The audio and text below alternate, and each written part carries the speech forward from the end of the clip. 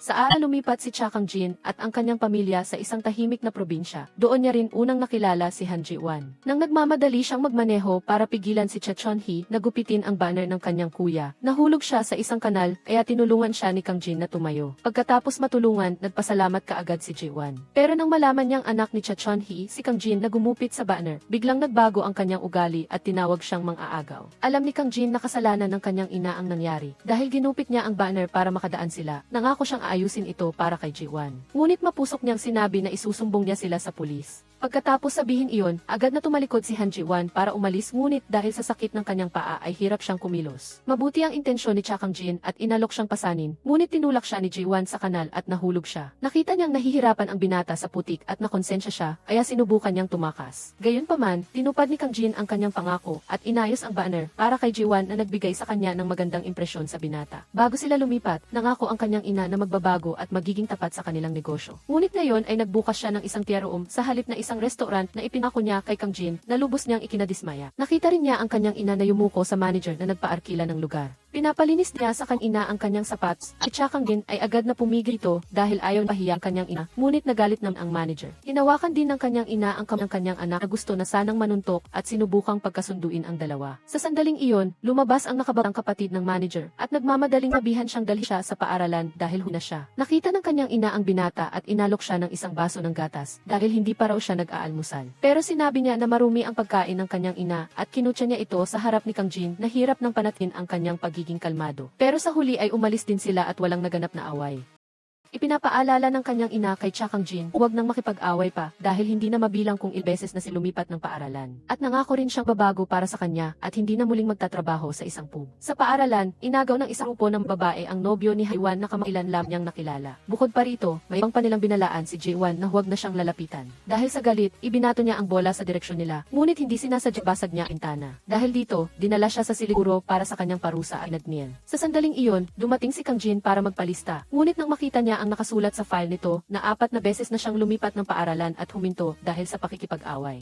Akala ng guro ay isa lamang si Cha Kang-jin sa mga mahilig sa karahasan na walang laman ang utak. Nagkataon na kailangan ng prinsipal ng tulong para isalin ang isang dokumento sa Ingles. Ngunit hindi ito kayang isalin ng guro, kaya binasa ni Kang-jin ang buong nilalaman ng malakas at walang kamali-mali. Sa puntong ito, maingat na tiningnan ng guro ang kanyang file at laking gulat niya nang malaman na si Kang-jin ay isang henyo na nakuha ng unang pwesto sa buong paaralan at ika-negatibo 7 sa buong bansa. Si Woo Tae-joong na nasa tabi niya ay humanga rin sa kanya, habang si Jae-won ay hindi na nakapagpigil sa kanyang sarili at naihi sa kanyang pantalon dahil sa parusa. Nahuli pa si Han Ji-won ni Cha Kang-jin sa kahihiyan kaya hindi niya alam kung saan niya ilalagay ang kanyang mukha. Pagkatapos na nangyari sa silid guro, naging interesado si Woo Tae-joong Kang-jin. Sinubukan niyang magpaturo sa binata para mas makalapit siya, ngunit diretsahan siyang tinanggihan ni Kang-jin. Ngunit nang malaman niya na si Woo Tae-joong ang nobyo ni Han Jon-soo, umayag na siya. Ininsulto pa ni Han Jon-soo si Cha Chon-hee sa harap ni Kang-jin at sinabi niya na ang pamilya niya ay may tiyaroom sa building ng tatay ko. Hindi ba nila alam na nasa mababa lang silang antas? Narinig ni Kang-jin ang lahat ng ito, ngunit nanatili siyang kalmado, ngunit may naisip na siyang paraan para pahirapan si Han Jon-soo. Mula noon, lagi nang sinubukan ni Cha Kang-jin na makuha ang atensyon ni Woo Tae-joong. Saan man at kailanman, laging nakatingin si Kang-jin sa kanya at gumawa ng mga espesyal na kilos na nagpainit sa puso ng dalaga. Habang namimigay ng flyer si Cha Chon-hee, bigla siyang natigilan nang makita ang isang litrato ng pamilya sa isang tindahan. Ang lalaki sa litrato ay ang kanyang taos-pusong unang pag-ibig. Ngunit sa huli, pinakasalan niya ang kanyang matalik na kaibigan. Nang makita niya kung gaano sila kasaya, hindi niya napigilan ang kanyang sarili at sinira ang litrato. Dinala pa siya sa istasyon ng isya, ngunit patuloy siyang tumanggi siya ang gumawa nito.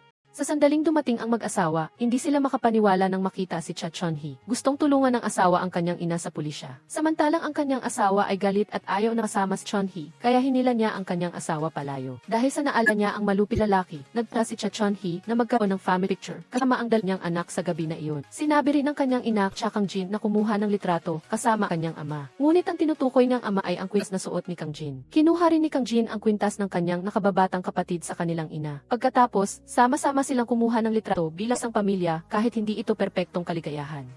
May mapait na ngiti ang ina habang nananatiling kalmado si Changjin. Pagkatapos nito, sila ni Woo-joong ay magsama na at magkahawak-may. Sa harap ng kanilang kaligayahan, si Han Joon-soo ay naiwang umiiyak. Ganoon din ang matalik na kaibigan ni Han Ji-won na mailihim na pagtingin din kay Kang Jin. Samantala, gusto namang maghiganti ni Ji-won kay Tae-joong at bigyan ng aral si Kang Jin dahil nilandi niya ang may nobyo na. Kaya sinimulan niya ang kanyang plano sa pamamagitan ng paggawa ng mga paper Elaine at nilagyan ng mga sulat para kay Kang Jin, ngunit hindi niya ito pinansin. Kahit ang regalo ni Ji-won direkta niyang itinapon sa basurahan.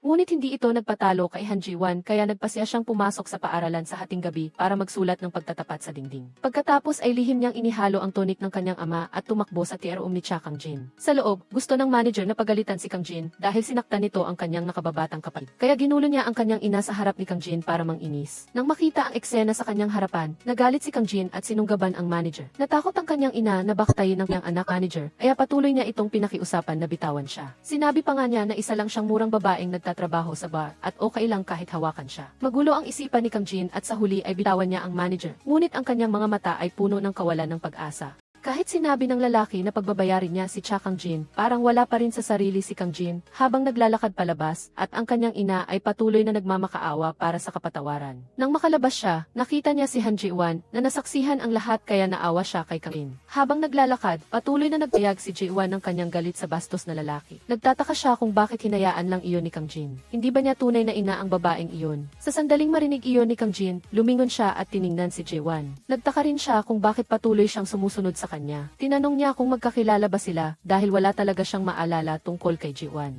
Sa sulat pag-ibig, sinabi rin niya na sila ay magkasintahan. Kaya lumapit si Kang Jin at sinubukan niyang halikan si Han Ji-won na ikinagulat nito. Sinabi naman ni Kang Jin kung totoong magkasintahan sila sa nakaraang buhay. Bakit wala siyang nararamdaman? Hindi tayo magkakilala ngayon at magpakailanman. Kaya huwag ka nang makialam sa buhay ko. Pagkatapos niyang sigawan si Ji-won, umalis agad si Kang Jin. Kahit na nakauwi na siya, nalungkot pa rin si Ji-won para kay Kang Jin dahil sa hirapan ng buhay nito. Sa gabing iyon, hindi rin makatulog si Kang Jin, hindi lang siya ang hindi katulog. Sinabi ng kanyang ina kay Kang Jin na tumigil na siya sa pagtatrabaho sa bar.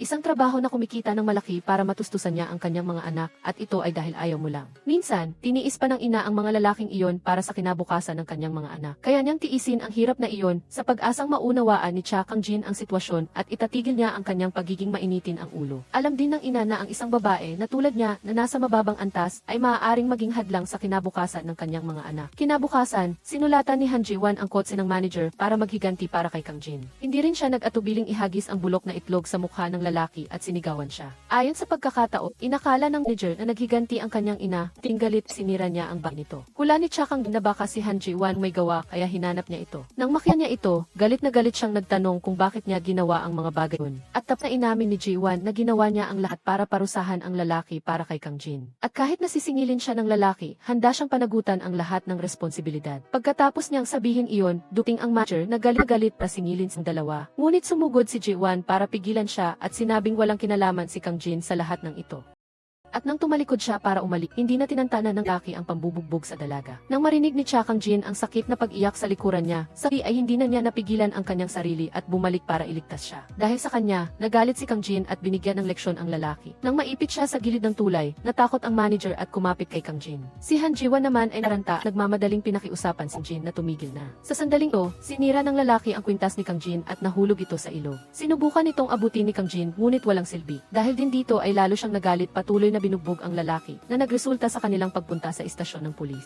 Sa huling pagkakataon, nakita na naman ng ina ang kanyang anak na nakaposas, kaya nabigo siyang nagtanong kung bakit tinapon ni Kang Jin ang lahat ng hirap na pinagdaanan niya. Gulat na sinabi ni Kang Jin na nawala niya ang kwintas ng kanyang ama. Ngunit ang bagay na iyon ay hindi na mahalaga sa kanyang ina dahil matagal nang wala sa kanila ang kanyang ama. Narinig ni Kang Jin ang sinabi ng kanyang ina at labis siyang nasaktan kaya sumigaw siya. Ito ang unang pagkakataon na nakita ni Han Ji-won siyang umiyak ng ganito kaya natigilan siya. Dahil dito, kailangan na namang lumipat ng kanyang ina. Hindi na niya alam kung ilang beses na siyang lumipat ng bahay, ngunit hindi pa rin nawawala ang pakiramdam ng kawalan ng pag-asa. Ngunit dumating si Han Joon-soo at sinabi sa kanya na naayos na ang lahat at hindi na kailangang lumipat ni Chon-hee. Lubos siyang nagpapasalamat at gustong magpasalamat, ngunit malamig na sinabi ni Han Joon-soo na ginawa niya ang lahat para sa kanyang anak na babae. Umaasa rin siya na mula ngayon ay hindi na muling babanggitin ang kanilang relasyon. Pauwi na si Han Ji-won nang makita niya si Kang Jin na tumalon sa ilog kaya nataranta siya at sumigaw para humingi ng tulong. Naghanda pa si Ji-won na tumalon para iligtas si Kang Kang Jin, ngunit nakita niyang umakyat na ito sa pampang. Gayunpaman, patuloy na sumisigaw si Kang Jin at nagmamakaawa sa Diyos na ibalik ang kwintas sa kanyang ama. Nang malaman ni Han Juan ang dahilan kung bakit tumal sa ilog si Jin, gusto din magbayad ala sa pamamagitan ng sisid para hanapin ang kwintas, ngunit ang lahat ng kanyang pagsisikap ay walang kabuluhan. Pagkatapos ng insidente kung saan pinagtanggol siya ni Ji-wan, naging interesado si Kang Jin sa kanya. Isang araw, dahil sa sobrang pagod ay nakatulog si Ji-wan sa kanyang mesa. Nagulat siya nang magising siya at makita si Kang Jin sa kanyang harapan. Bukod pa rito, itinuro pa ni Kang Jin ang mga maling spelling sa kanyang ulat na nagpahiyang sa kanya, nagpatung sa kanyang ulo sa mesa. Ngunit bumiti naman si Kang Jin kay Ji-wan may pagmamahal. Isang araw, hindi sinasadyang nakita ni Kang Jin na sira ang sinelas ni Cha Chon-hee.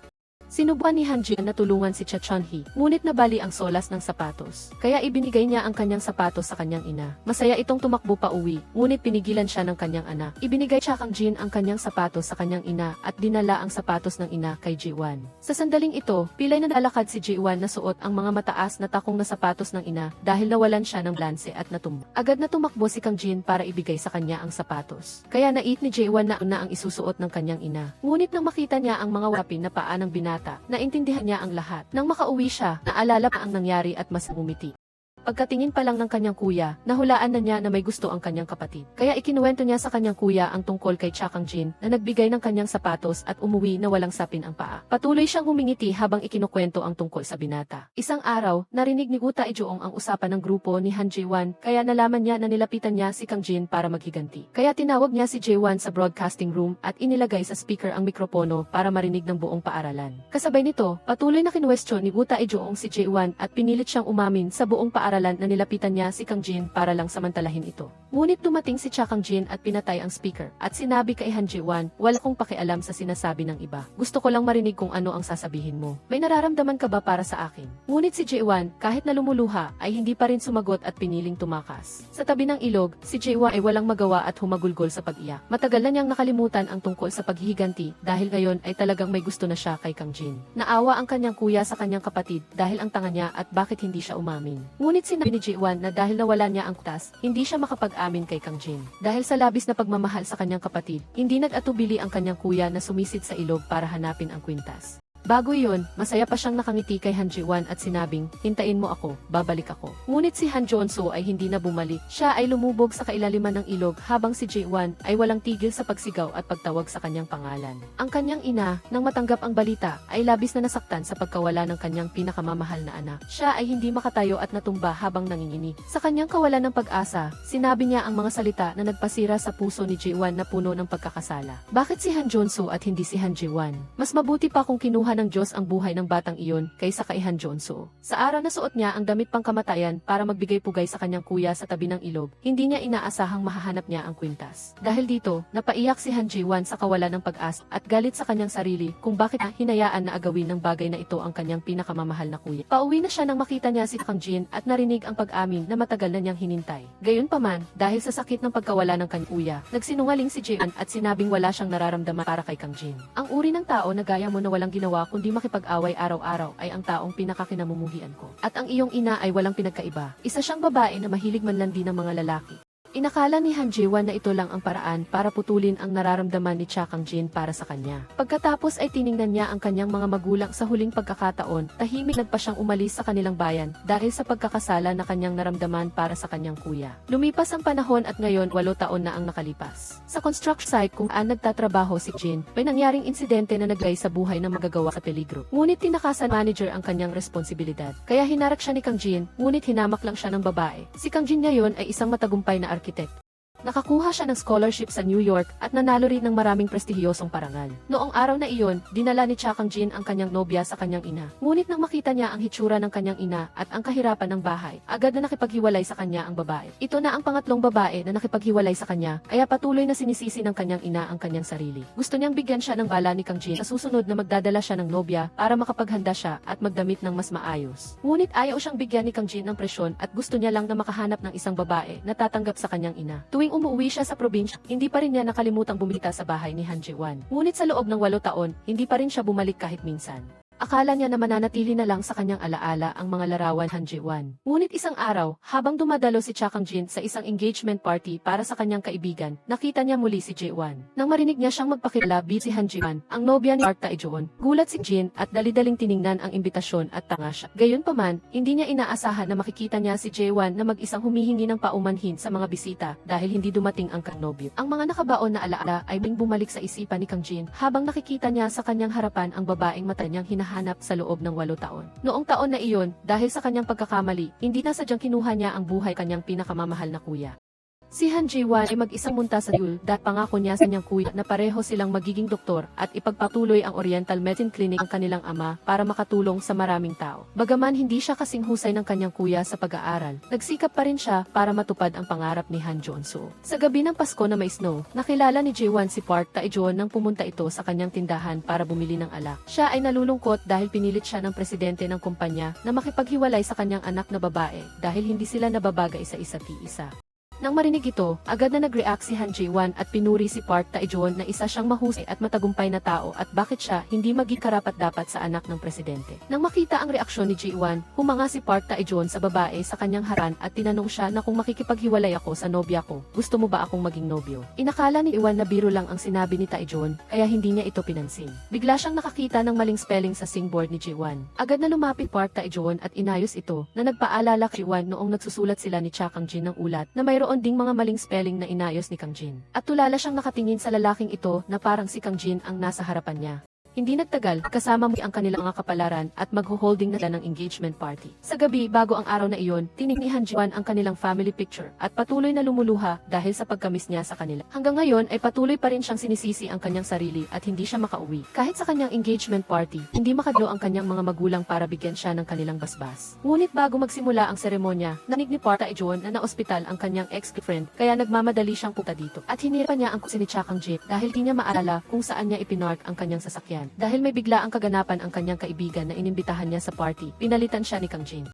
Ngunit, sa anumang paraan, hindi niya inaasahan na ang nobya sa seremonya ay si Ji-won. Nang makita niya itong mag-isang humihingi ng tawad sa mga bisita dahil hindi sumipot si Tae-joon, hindi niya maiwasang maawa. Sayang ang pagkain na inihanda para sa party kung itatapon, kaya mag-isa niyang kinain ito. Lumapit din si Kang-jin at umupo sa mesa kasama si Ji-won at ipinakilala ang sarili bilang katrabaho ni Tae-joon na si Kang-jin. Nang marinig ang pangalan na iyon, hindi niya inaasahan na muling magkikita sila doon. Ngunit walang sinuman sa kanila ang umamin na magkakilala sila. Nang matukoy niya na nagsusuka si Ji-won sa banyo, nag-ala siyang tumakbo papasok para tulungan ito. Ngunit hindi siya naglakas loob na hawakan si Ji-won. Kaya naman, kaya niya lang napigilan ang sarili at tingnan ang anino nitong papaalis. Ang dating kasintahan, nang naman na magpakasal si Tae-joon, ay ginamit ang kanyang buhay upang gilan siya. Ang kaawa-awang hitsura nito ngayon ay nagdulot ng awa sa kanya, kaya naman pa siya siyang manatili sa tabi ni Tae-joon para hindi ito gumawa ng walang isip na bagay. Noong oras na iyon, gustong ihatid ni Kang-jin si Ji-won pabalik, ngunit tumanggi ito upang paalisin siya. Pagkaraan ng ilang sandali, nagsimulang umulan at dahil hindi niya matiis na iwan si Ji-won ng mag-isa, bumalik si Kang-jin at nakita siyang nag-aatubili na lumalakad sa ulan na tila walang direksyon. Kinabukasan, pumunta si Kang-jin sa coffee shop para hanapin siya, ngunit sarado ito.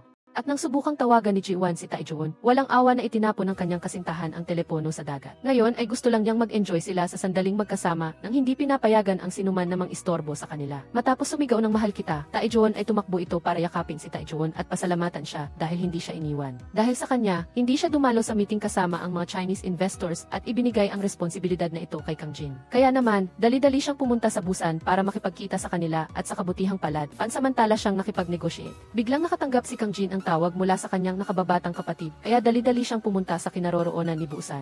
Ngayon ang kaarawan ng ama ni Busan, ngunit wala siyang kasamang magdiwang kaya naman nalungkot siya. Agad na naisip ni Kang-jin ang isang paraan upang pasayahin si Busan at naglaro silang magkasama ng habulan tulad noong bata pa sila. Sa klase, pinagalitan si Ji-won ng propesor dahil nakatulog siya at binigyan siya ng leksyon. Pagkatapos, pumunta siya sa banyo at naghilamos upang magising ang sarili. Ngunit dahil hindi niya makontak si Tae-joon, naghintay si Ji-won sa harap ng bahay niya. Nagkataon na nakatira din si Kang-jin sa malapit kaya nakita niya ito. Umuwi siya at gumawa ng karaniwang gawain araw. Ngunit nang handa na siyang matulog, hindi siya mapakali para kay Ji-won kaya lumabas siya pang tingnan ito.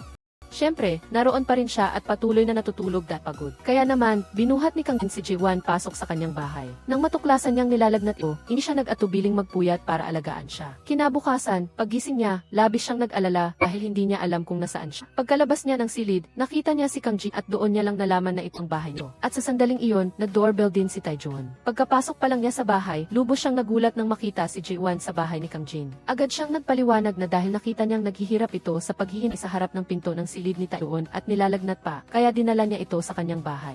Sinimulan pa nga niya na hawakan ang noo ni Ji-won at sinabi kay Taejon na dalhin siya sa ospital, o kung hindi, siya ang gagawa nito. Ayaw ni Taejon na may ibang tao na mag-aalaga sa kanyang tao, kaya niyang hinila si Ji-won pabalik. Pagdating niya sa bahay, hindi niya mapigilan ang sarili na sabihin ang nasa isip niya. Sinumbatan ni Ji-won si Taejon kung bakit hindi siya nagalit kay Kang Jin dahil sa pag-aalaga nito sa kanyang babae. Para patunayan na talagang mahalaga siya sa kanya. Bakit hindi niya pagalitan ang babae dahil sa basta-basta na pagpasok sa bahay ng ibang lalaki at sa halip ay nananatili siyang tahimik. Bukod pa rito, hindi dumalo si Taejon sa engagement ceremony kaya tinanong niya ito kung saan siya nagpunta. Ngunit ang sagot niya ay katahimikan pa rin na ikinadismaya niya ng husto at umalis siya. Sa elevator, nakasalubong niya si Kang Jin at nang makita niya na isang tsinelas at isang sapatos ang suot ni Ji-won, nahulaan niyang nag-away sila kaya nagkaganoon ito. Ngunit tinanong ni Ji-won kung nakasama na ba niya ang maraming babae sa magdamag. Dahil masyadong marami, hindi ko na mabilang. Gusto mo bang subukan? Galit na pinagalitan ni Ji-won si Kang Jin kung paano niya nagawang sabihin ang ganoong bagay sa isang babaeng may fiant na tulad niya. Ngunit sinabi nito na kinansela ang seremonya kaya hindi na si Ji-won ang fiant ni Taejon.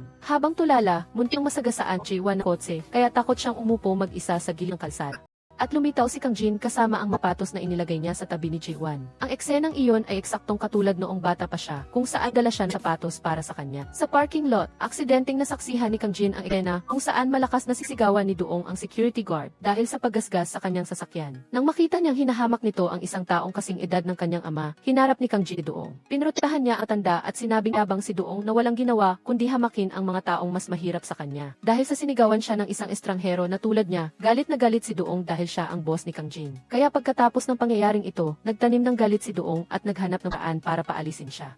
Pagkatapos, pumunta siya sa coffee shop kung saan nagtatrabaho si Ji-won. Ipinaalam niya rito na magkasama sila ni Taejon noong araw na iyon at na magsisimula silang muli. Kaya naman, gusto niyang gawin ang isbagay para kay Ji-won bilang pambawit. Nang malaman ni Ji-won ang dahilan kung bakit siya iniwan, tila nakaranas siya ng matinding trauma. Kaya naman, hindi siya gustong tumanggap ng anuman mula kay Duong dahil sa kanyang paggalang sa sarili. Sa meeting kasama ang mga Chinese investors, hindi sila nasiyahan sa disenyo ni Taejon, kaya inutusan siyang makipag-ugnayan sa arkitekto na nakilala nila noong araw na iyon. Walang iba kundi si Taejon. Muling idinisenyo niya ang nawawalang bahagi ng disenyo sa isang napakahusay na paraan. Kasama ang kanyang kakayahang isip na sang napakdang berdeng lungsod, lubos na nga ang mga mamumuhunan. Samantala, si Taejon, na biglang nawala ng malaking kliyente, ay hindi sumuko at sinabi sa mga mamumuhunan na ang proyektong ito ay pinamahalaan nilang dalawa ni Kang Jin. Nang marinig ang balita na kailangang ibahagi ni Kang Jin ang proyekto kay Taejon, labis na nagalit ang kanyang matalik na kaibigan. Ipinabatid din niya kay Kang Jin na malapit na siyang paalisin ng direktor dahil ang buong kumpanya ay pag-aari ng pamilya nito. Ngunit nang marinig ito ni Kang Jin, hindi siya natakot at sa halip ay tumawa. Noong araw na iyon, pumunta si Ginang siya sa klinika ni Han para magpatingin.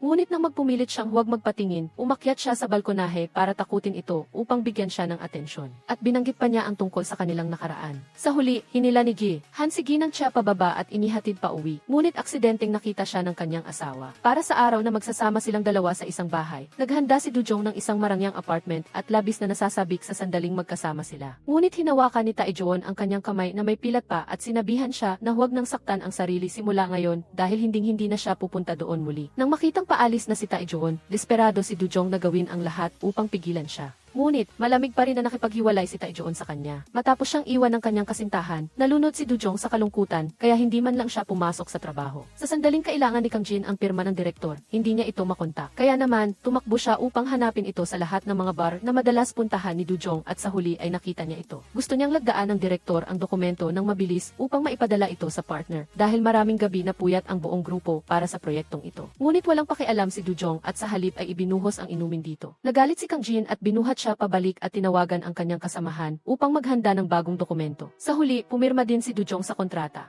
Sa gitna ng kanyang kalasingan, inalok niya si Kang Jin na makasama siya sa gabing iyon. Bilang kapalit, titigilan niya ang pagpapaalis sa kanya, ngunit malamig siyang tinanggihan ito. Sa parehong oras, pumunta si Taejon sa coffee shop para hanapin si Jae-won. Doon, patuloy siyang uminom at sinabing may kailangan siyang sabihin sa kanya, ngunit galit na galit si Jae-won at ayaw niyang makinig. Hindi rin siya magmamakaawa o maninisi at hahayaan niyang sumama si Taejon sa sinumang babae na gusto niya. Gusto ko sanang punuin ng azalea flowers ang daan na lalakaran mo. Pero sa kasamaang palad, wala akong ganoong karaming bulaklak, kaya pwede ka nang umalis ngayon. Kahit na labi nasasaktan, pinili ni Jae-won na kawalan siya at hindi na rin gusto Taejon na ipagtanggol ang kanyang sarili, kaya umalis na siya. Nang matagpuan niya ang papel na iniwan niya, dali-dali siyang umabol, ngunit wala na sa sarili si Taejon at naglalakad sa gitna ng kalsada. Nang makita niya itong natumba, gulat na gulat si Jae-won na tumakbo sa gitna ng kalsada. Sa sandaling mayroong kotse na paparating, iniunat ni Jae-won ang kanyang mga kamay upang protektahan si Taejon. Biglang lumitaw din si Kang Jin at ginamit ang kanyang sarili upang protektahan si Jae-won. Tinulungan pa niya itong ihatid si Taejon pa uwi at doon niya lang sigawan ito kung bakit niya isinasakripisyo ang kanyang buhay para kay Taejon. Sa tingin mo ba, kung magpapakamatay ka para sa kanya, babalik siya sa iyo?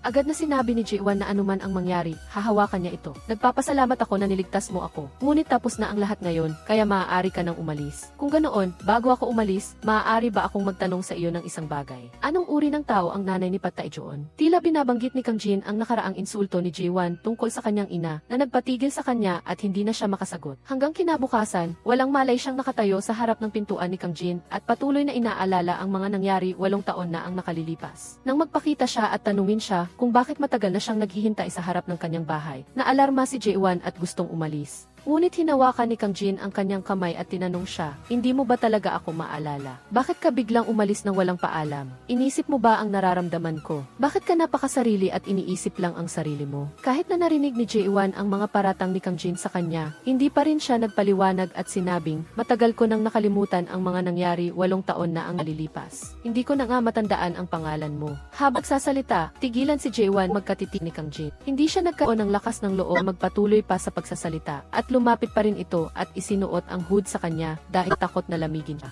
At sinabi niya na labis siyang natuwa nang makita siyang muli. Pagkatapos magsalita, binuksan niya ang pinto at pumasok sa loob. Ngunit pagkaraan ng ilang sandali, dali-dali siyang tumakbo upang hanapin si Jae-won. Sa oras na ito, wala sa sarili siyang naglalakad sa kalsada matapos marinig ang sinabi ni Kang Jin. Kasabay nito, naabutan din niya si Jae-won at tuwang-tuwa siyang makita ito sa harapan niya. Samantala, nagkunwari si Ginang Cha na may sakit upang ipaalam sa kanyang anak na dalhin siya sa klinika ni Gi. Han, pagkatapos, naghanap siya ng paraan upang paalisin si Buusan upang makasama niya ang matanda ng mag-isa. Sa isang sulyap pa lang, alam niyang nagpapanggap si Ginang Cha, kaya sinadya niyang gumamit ng karayom upang masaktan ito at tumigil sa pagpapanggap na may sakit. Ngunit nang marinig ng asawa niya sa labas ang sigaw ni Ginang Cha, galit na galit ito. Sa sandaling ito, hindi na niya kinaya at sinabi na gumaling na siya. May pagmamahal siyang tumingin sa matanda at sinabing, paumanhin dahil hindi ko natupad ang aking pangako noon. Sinabi mo sa akin na huwag kailanman ngumiti sa ibang lalaki, ngunit hindi ko ito nagawa. Talagang humihingi ako ng paumanhin. Pagkatapos niyang marinig ito, tulala ang matanda at ang kanyang asawa ay narinig ang lahat. Ang kwintas na nawala ni Kang Jin ay patuloy na suot ni Jae-won sa kanyang lit. Ngayon, narinig niya ang sinabi nito kung gaano siya kasaya na makita siyang muli. Hindi na mapigilan ni Jae-won ang damdamin na matagal na niyang itinatago. Sa sandaling iyon, nakita niya si Do-jun na hindi pa rin nakakabawi matapos uminom ng maraming alak. Ngunit kailangan pa rin niyang dalhin ang proyekto sa partner. Kaya naman mabait si Kang Jin na inihatid siya. Pinaalalahanan din niya si Do-jun na ang anak ng chairman na malapit na niyang makilala ay namatay sa isang aksidente sa mall. Kaya labis itong mahigpit sa mga proyekto ng konstruksyon. Kaya naman, sa presentasyon sa Daesung Group, ang pangunahing layunin ni Do-jun ang kaligtasan ng lahat upang walang numang aksidente na maganap at inuna ang interes ng customer. Dahil dito, labis na nasiyahan ang mga partner sa proyektong ito. Habang papunta sa kumpanya, aksidenteng nakita ni Taejon si Jae-won sa bus stop kaya binalik niya ang kotse.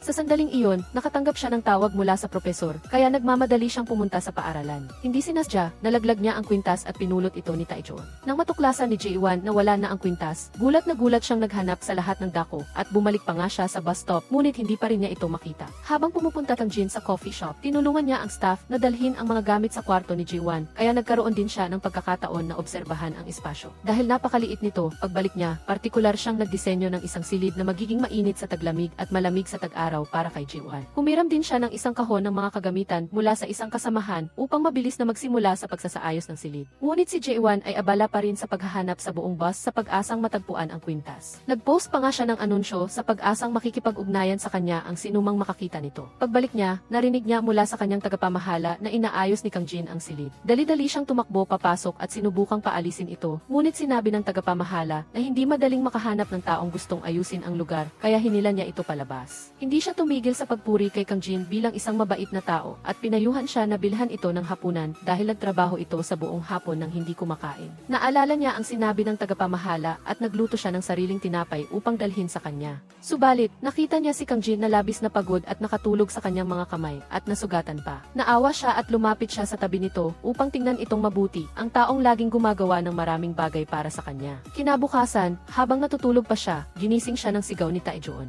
Ngayon, nagpunta siya upang bigyan siya ng regalo bilang pasasalamat sa pag-aalaga ni Ji-wan sa kanya noong nakaraang araw. Dahil hindi niya alam na ang kwintas ang nasa loob, hindi niya ito binuksan. Pagkaalis ni Taejoon, naalaala niya si Kang Jin at tumakbo siya sa silid upang tingnan ito, ngunit wala na ito roon. Ang kapalit nito ay isang napakagandang silid na may malaking bintana na madaling tanawin sa labas. Dahil magdamag siyang nagpuyat sa pag-aayos ng silid ni Ji-wan, pagdating niya sa kumpanya, napagod siya at nakatulog sa upuan. Noong araw na iyon, anibersaryo ng kamatayan ni Ji-yong kaya pumunta si Ginang Lee sa isang tindahan ng bulaklak at nakita niya si Buusan doon. Nakita rin sila ni Ji-han sa tindahan, ngunit nang akusahan si Buusan ng pulisya ng pananakit sa isang matandang babae, sinabi niya sa ina ni Ginang Lee na maaari niya itong patunayan. Gayunpaman, sinabi nito na hindi pa niya nakikita si Buusan, na ikinagulat din ni Lee-han nang magsinungaling ang kanyang asawa. Gayunpaman, lumabas pa rin siya at pinigilan ang dalawang lalaki na patuloy na hilahin ang kanyang asawa sa istasyon ng pulisya at sinabing hindi sila makapagbigay ng maling pahayag upang iligtas si Buusan. Sa oras na iyon, nakita ni Kang Jin ang anunsyo na idinikit ni Ji-wan sa bus stop at hindi niya inaasahan na hinahanap nito ang kwintas na nawala sa kanya 8 taon na ang nakalilipas. Ngayon, libu-libong tanong ang bumangon sa isip ni Kang Jin kung paano nakuha ni Ji-wan ang kwintas gayong nawala niya ito sa ilog. Kasabay nito, nagsimula nang magduda si Taejoon sa relasyon ni na Ji-wan at Kang Jin. Nang makita niya ang silid na inayos niya para sa kanya at ang kwintas na nakuha niya noon, naalaala niya na noong lasing si Ji-wan, kinuwento nito sa kanya ang kwentong nagpahirap sa kanya sa buong buhay niya. Ang taong iyon ay ibinagsak ang pinakamamahal niyang kwintas upang protektahan ako. At ang aking nakatatang kapatid ay matay din para mahanap ito para sa akin. Lahat ay kasalanan ko, kung hindi dahil sa akin, baka ngayon ay mayroon na silang napakagandang buhay. Gusto ni Taejoon na makalimutan ni Ji-wan ang nakaraan, kaya pinayuhan niya itong itapon ang kwintas na yun. Ngunit nagpumilit pa rin si Ji-wan na panatilihin ito dahil gusto niyang hintayin ang araw na makikilala niya ang may-ari ng kwintas upang ibalik ito sa kanya. Matapos alalahanin, inilay ni Taejoon ang kwintas sa mesa at umalis. Aksidenteng nakasalubong niya si Ji-wan sa harap ng pinto, kaya nagtaka siya kung bakit hindi niya binuksan ang kahon ng regalo. Ito ay dahil sa tingin ni Ji-wan na ang regalo ay isang laro lamang ni Taejoon sa kanya, kaya hindi niya ito balak na hawakan. Hindi niya gusto na magmukhang tanga na pinaglalaruan ng iba. Gayunpaman, hindi niya inaasahan na ang kwintas na hinahanap niya ay nasa loob ng kahon ng regalo na iyon. Ito rin ay isang napakadagang bagay kay Kang Jin at labis siyang nagdalamhati nang wala ito. Ang pakiramdam na iyon ay hindi pa rin niya makalimutan ngayon. Ngunit biglang nagkaroon ng interes si Woo-jung kay Kang Jin. Sa harap ng kanyang dating kasintahan na si Taejoon, patuloy niya itong inaanyayahan na dumalo sa kasal, kasama siya bilang kanyang kasahan. Siyempre, walang pag-aatubili na tumanggi si Jin, ngunit patuloy pa rin na pinuri ni Woo-jung si Kang Jin sa harap ni Taejoon. Nang makita ang kanyang madilim na ekspresyon, mas lalo siyang natuwa. Inakala ni Taejoon na ginagawa ito ni Woo-jung para lang makapaghiganti. Ngunit inamin niya na simula nang makilala niya si Kang Jin, hindi na siya tumigil sa pag-iisip tungkol dito. Kaya ngayon, wala na silang kinalaman ni Taejoon sa isa't isa at bawat isa ay tatahak sa sarili nilang landas. Pagkatapos ni Woo-jung, naakit din si Ji-wan kay Kang Jin, kaya labis siyang kay Kang Jin, kaya hindi siya nag-atubiling babalaan si Kang Jin na huwag ligawan ang kanyang fian. Ngunit diretsahang sinabi ni Kang Jin na hindi niya ito magagawa, na nagdulot ng matinding tensyon sa pagitan nila. Upang mailigtas si Buusan sa bilauan, hindi nag-atubili Ginang siya na magmakaaw kay Gili na magsaksi at sinabing gagawin niya ang anuman bilang kapalit. Dahil sa pagkamuhi niya sa pamilya ni Ginang Chia, hiniling ni Ginang Lee na umalis na sila sa lugar na ito. Kung saan ka man galing, bumalik ka na at huwag ka nang magpakita sa akin. Ngunit hindi sumang-ayon si Ginang Chia, mas gugustuhin ko pang makulong si Buusan at hintayin ang araw na malantad ang katotohanan. Hindi ako aalis at mananatili ako sa tabi ni Woo-jung. Sa klase, biglang nag-ingay si Ji-wan dahil sinubukan siyang samantalahin ng isang lalaki gamit ang kwintas. Nalubos na ikinagalit ng propesor at pinaalis siya sa klase at sinabihan pa ang class president na huwag siyang papasukin sa klase. Dahil natatakot siyang ang isang taong pabigla-bigla na tulad niya ay magdulot ng panganib sa mga pasyente kung magiging doktor ito. Sa bus stop, labis na nagulat si Ji-wan nang makita ang ad para sa nawawalang relo na iginuhit ng iba. Naghinala siyang si Kang Jin iyon, kaya pumunta siya sa kumpanya upang hanapin siya at nagkataon namang nakita niya si Woo-jung. Hindi inaasahan ni Ji-wan na hinahabol na pala nito si Kang Jin at nagdadala pa ito ng hapunan para sa kanya. Ang pag-iisip na iyon ay nagpatulala kay Ji-wan at pumasok siya sa meeting room ni Kang Jin. Ngunit nang makita niya ito, bigla siyang lumabas. Ngunit naglakad pa rin si Kang Jin patungo kay Ji-wan dahil gusto niyang malaman kung bakit nakuha nito ang kwintas kahit na ibinag niya ito sa ilog. Nang marinig ito ni Ji-wan, nagsimula siyang sinungaling at sibing iyon ay isang regalo mula sa isang ibigan, nagkataon namang na mukhang katulad ng kwintas na iyon. Sa tingin mo ba ay magiging tanga ako na lulubog sa ilog para hanapin ito para sa iyo? Hindi ako tanga, maliban na lang kung nawala na ako sa katiwaan. Habang nagsasita si Ji-wan, lalo siyang natakot na baka mabunyag ang Jin ang kanyang awkward na pagsisinungaling kaya mabilis siyang umalis. Ngunit hindi niya inaasahan na pagbalik niya, nahanap niya ang kwintas sa mesa. Sa mismong gabi yon, inayos ni Ch ang kanyang gamit bilang paghahanda sa pag-alis sa kahilingan ni Lee. Gayunman, tumawag ang pulisya para ipaalam na pinalaya na si Busan at doon muling kita ni Cha si Lee. Kaya, bilang pasasalamat, ako siyang hindi naling makikitihan. Sa panahong iyon, ang buong opisina ni Kang Jin ay nagmamadaling naghahanda para sa isang napakahalagang presentasyon. Ngunit ilang minuto bago magsimula ang pagpulong, tuklasan niyang nawawala ang original na file. Sa kabila nito, hindi siya lumiban sa pagpupulong. Ang unang nagpresenta ay ang grupo ni Taejoon, habang si Kang Jin ay labis na kinakabahan sa ibaba. Nang maging turn na ni Kang Jin, wala siyang presentasyon file sa computer. Iguguhit niya ang kanyang sariling disenyo na may temang pagkaisa sa kalikasan, kakaibang arkitektura at kanyang pagkamalikhain. Lubos na pinuri ni Kang Jin ang lahat. Gayunpaman, dahil nawala niya ang presentasyon file, sa huli ay nanalo pa rin si Taejoon. Bagamat narinig niya na ang kanyang grupo ay hindi pa kailanman nagkamali ng ganoon dahil sikat siya sa pagiging maingat. Pinaghihinalaan niyang may gawa ng kalokohan, ang pagkaguna ito ay labis na nagpabagsak kay Kang Jin. Sa biyahe kasama si Ji-wan, ibinuhos niya ang lahat ng nasa isip niya at sinabi sa kanya kung ano ang nararamdaman niya. Pinapaalam sa kanya kung gaano siya kapagod. Binanggit pa ni Kang Jin ang kwintas na itinuturing niyang kanyang buhay. Pagkatapos sabihin iyon, unti-unting nakatulog si Kang Jin at bumagsak sa balikat ni Ji-wan. Nang magising si Kang Jin, wala na si Ji-wan at sa halip ang kwintas na matagal na niyang hinahanap ay nasa kanyang kamay. Sa sandaling ito, sinusuri ni Do-jun ang key at natuklasan ang taong gumawa ng kalokohan sa computer ni Kang Jin. At siya, pagkatapos makuha ang kwintas, ay nahulaan din na si Ji-wan ay labis na naghirap sa paghahanap nito para sa kanya noong araw na iyon. Kaya, sa at galit, tinanong niya siya, bakit ka napakabobo? Kahit na ang bagay na iyon ay maaaring magdulot sa iyo ng kamatayan, bakit mo pa rin ginawa? Bakit mo kailangang hanapin ang isang bagay na hindi naman sa iyo? Hindi rin alam ni Ji-wan ang isasagot kaya tahimik lang siyang nakatingin kay Kang Jin. Dahil dito, niyakap ni Kang Jin si Ji-wan ng mahigpit. Umaano mo lang yon ay wala nilang itatagong mga lihim sa isa at gagamit nila ang oras na ito para magkasama. Bawat isa ay bumubawi sa kanilang 8 taong paghihiwalay at ang buong eksena ay nasaksihan ni Taejoon. Pagbalik niya, nakita niyang naghihintay si Do-jun para lang ipakita sa kanya ang video na na-record niya. Kahit nahuli sa Taejoon, nanatili siyang kalmado at tinanong si Do-jun kung ano ang gusto niyang gawin sa buong pagpupulong.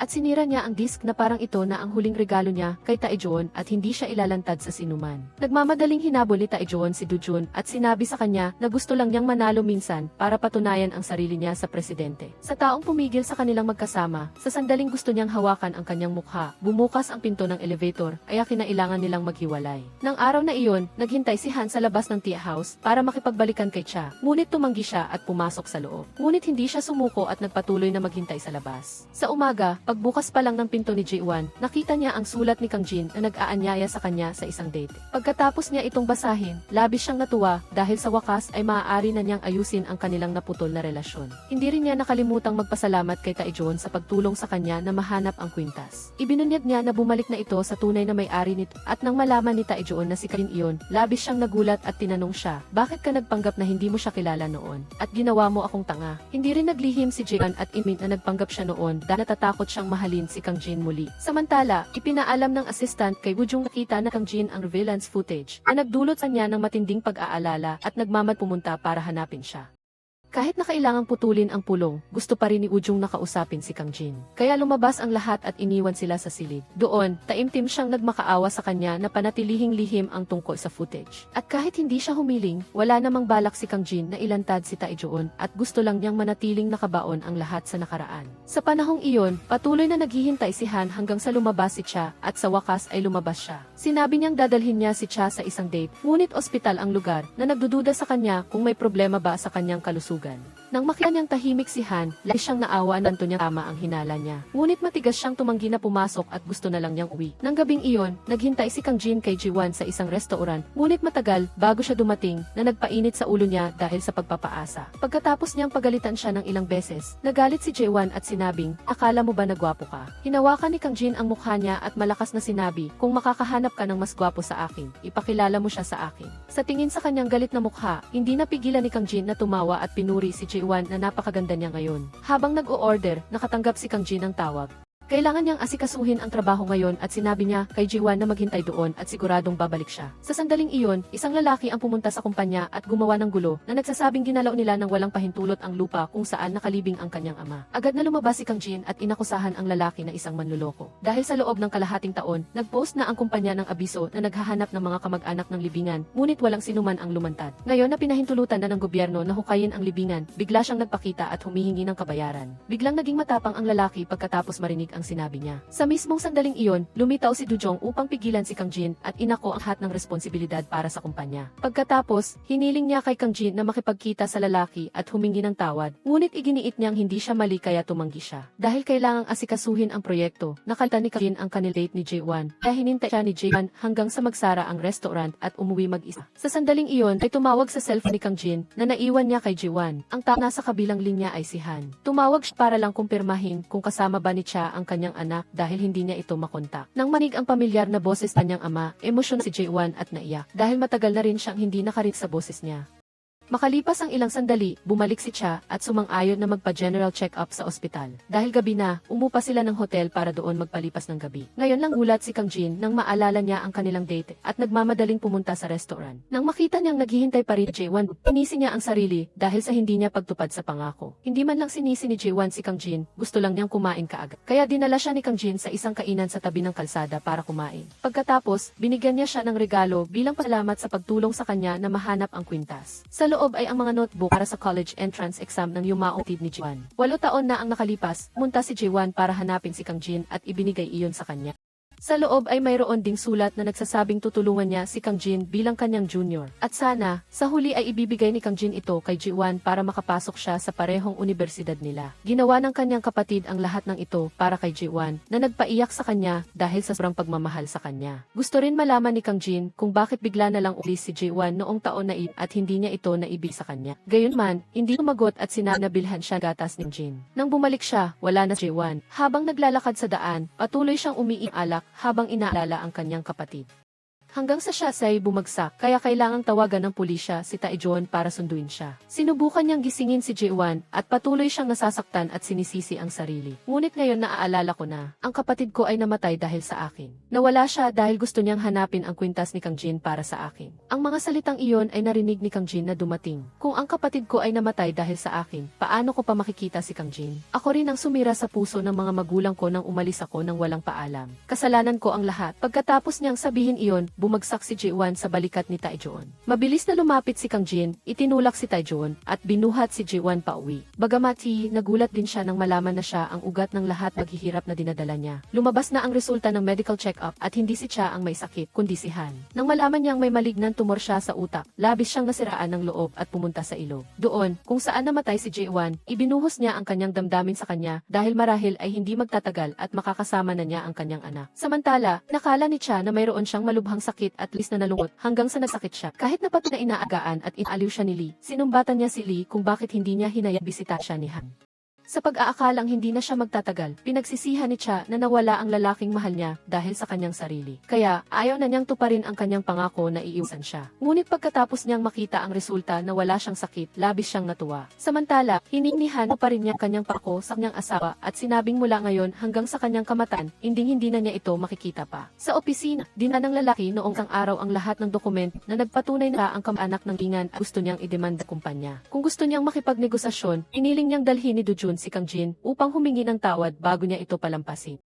Kaya, tinawagan ni Dujun ang kanyang subordinate at sinabing hanapin si Kang Jin. Palagi siyang nasa parking lot ng kumpanya, ngunit mula nang malaman ng katotohanan tungkol sa pagkamatay ni Jai, parang wala na siya sa sali. Kahit na pumunta si Ji-won sa kumpanya para hanapin siya, hindi niya siya nakita at si Tae-jon lang ang nakita niya. Dahil hindi niya makontak si Kang Jin loob ng mahigit isang linggo, nag-alala siya at nagpunta para hanapin siya. Gayunman, inulit ni Tae-jon ang salitang sinabi ni Ji-won habasing. Sinabi mo na namatay ang kapatid mo dahil kay Kang Jin. Sinabi mo rin na dahil sa iyo, nagdurusa ang mga magulang mo kaya hindi mo na siya makikita pa. Maaari ka pa bang umiti at tumawa kapag nakita mo siya ngayon?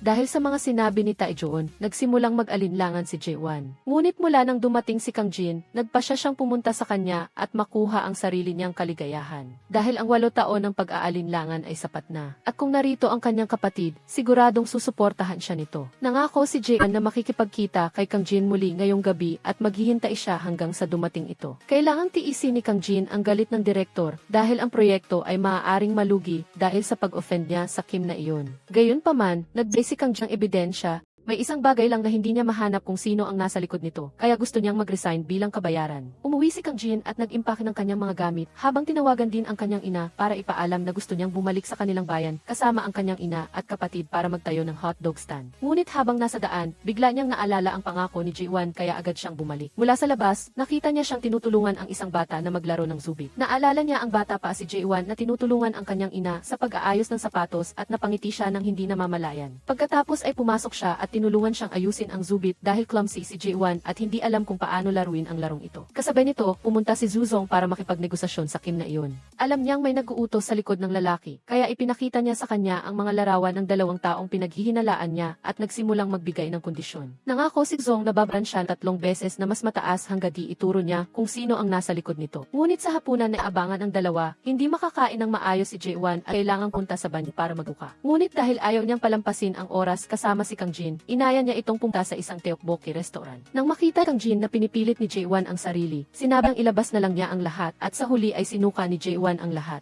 Sinisisi niya ang sarili dahil sinira niya ang kanilang date pagkatapos ng 8 taon. Ngunit sinabi ni Kang Jin na hindi na sila magkukulang sa oras para sa isa-ki-isa ngayon. Araw-araw, ngayon o sa hinaharap, makikipag-date siya sa kanya. Gayunpaman, sa araw na muli silang nagkita, bigla siyang nagkasakit at nawala ng malay. Nang matanggap ni Kang Jin ang balita, agad siyang tumakbo sa ospital. Nang makita niya ang kanyang namumutlang mukha, sinisi niya ang sarili. Naisip niyang marahil ay siya ang dahilan kung bakit nagkaganoon si Jae-won. Pinilit niya siyang kalimutan ang sakit ng pagkamatay ng kanyang kapatid at makipagkita sa kanya araw-araw. Sinabi ng propesor na ito ay isang mental na sakit at kung gusto niyang tulungan si Jae-won, kailangan niyang alisin ang pinagmulan ng kanyang sakit. Nang marinig niya ang sinabi ng propesor, tila alam na niya ang kailangan niyang gawin, ngunit bakit napakasakit nito. Sinabi pa ni Tae-jon na hindi talaga sila para sa isa't-isa. At tiyak na hindi bibitaw si Jae-won, kaya nagmakaawa si Tae-jon kay Kang Jin na layuan siya. Napakasakit para sa kanya na kailangang iwanan ang babaeng minahal niya sa loob ng 8 taon. Dati, nangako pa si Kang Jin kay Ji-young na gagawin niyang masaya si Jae-won. Gagawin niyang humiti si Jae-won araw-araw at hindi niya hahayaang umiyak ito. Ngunit ngayon, paano niya matutupad ang pangakong iyon kung siya mismo ang dahilan kung bakit nagkaganyan si Jae-won ngayon?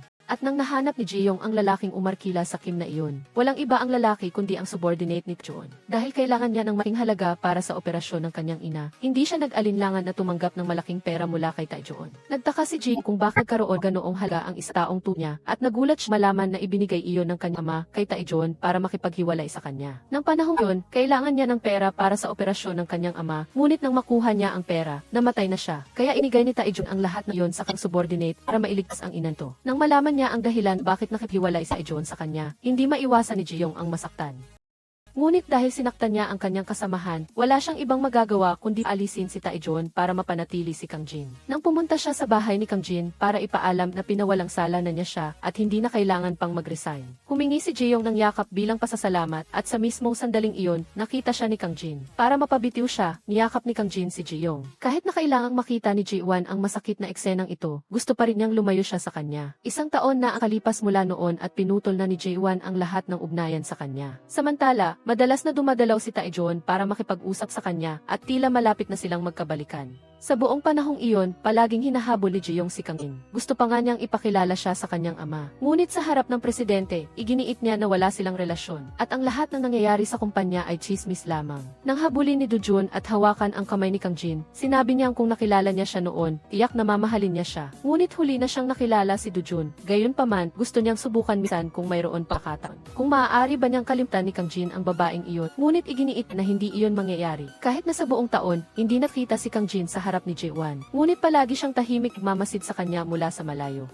Nagkataon na sa gabing iyon, nagkasina Taejon at Ji-wan sa restaurant kasama si Do-jun. Nang dumating si Kang Jin, nagulat din siya nang makita sila rito. At sinadya niyang gumawa ng mga intimate na kilos kay Do-jun para makita ni Ji-wan. Sa sandaling to, biglang nakatanggap si Taejon ng sa halip ay itinulak ni Kang Jin si Taejon at tinanong siya kung may ebidensya siya. Dahil mga arkitekto na nagsenyo ng proyektong ito ay ang pinakamahusay sa kanang kumpanya.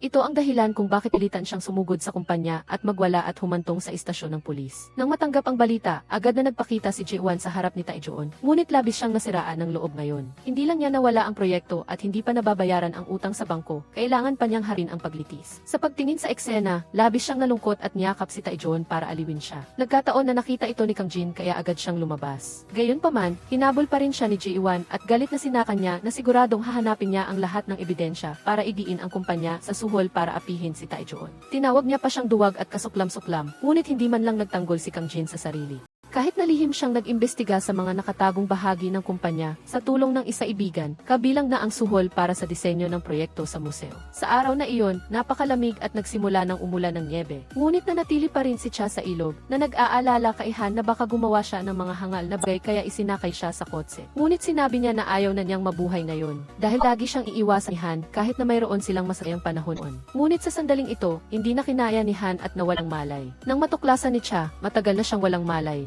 Kasabay nito, dinala ni Kang Jin ang ebidensya ng suhol sa presidente at hiniling na ibalik niya ang proyekto kay Taejon. Siyempre, ipumayag ang presidente at gumanti pa kay Kang Jin dahil sa pag-offend sa kanya. Kinabukasan, pumunta sa niya ang investigative team at kinumpiska ang lahat ng komento na may kaugnayan sa mga proyekto ni Jin na may akusasyon na siya ay isang commercial thief. Agad na ipinagbigay alam ng kanyang kasamahan kay Kang Jin ang balita at sinabing umalis siya sa bahay bago sila dumating. Ang kanyang kasamahan na ang bahalang makipag-ugnayan sa abogado para sa kanya. Bago siya makalabas ng bahay, dumating si Ji-wan sa kanyang pintuan. Dahil iniisip pa rin niya na si Kang Jin ang kumuha ng proyekto ni Taejon.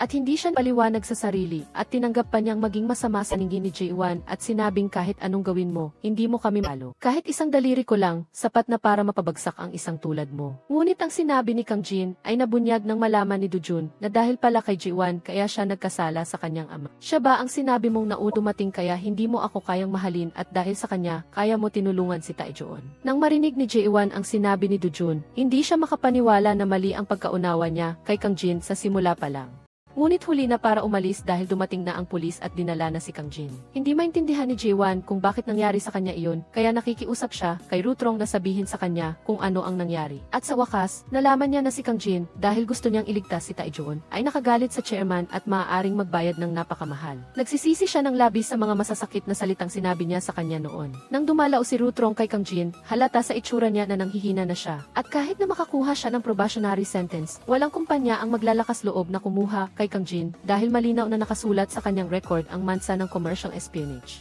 Kaya, iminungkahi niya na paglabas ni Kang Jin sa kulungan, magkasama silang pumunta sa ibang bansa para manahan dahil handa si Rutrong na iwan ang lahat para sumama sa kanya. Ngunit sinabi ni Kang Jin na kahit Ngunit hindi inakala ni Rutrong na simula ang kanilang kapalaran, 8 taon na ang nakakaraan. Sinabi ni Taejon sa kanya ang trahedya noong araw na iyon na siyang dahilan kung bakit sila ganito ngayon. At kahit na alam niyang mahal na mahal ni Kang Jin si Jae-won, gusto pa rin niyang pakasalan ni Taejon si Jae-won para paghiwalayin silang dalawa. Ngunit ngayon ay handa na siyang bitawan si Jae-won upang maging malaya siyang maghanap ng sarili niyang kaligayahan. Upang matulungan si Kang Jin at Taejon, hindi nag-atubili si Do-jun na gamitin ang ebidensya ng suhol para pilit ang ama na pakawalan silang dalawa. Sa huli, nakalaya si Kang Jin at napunta kay Taejon ang proyekto.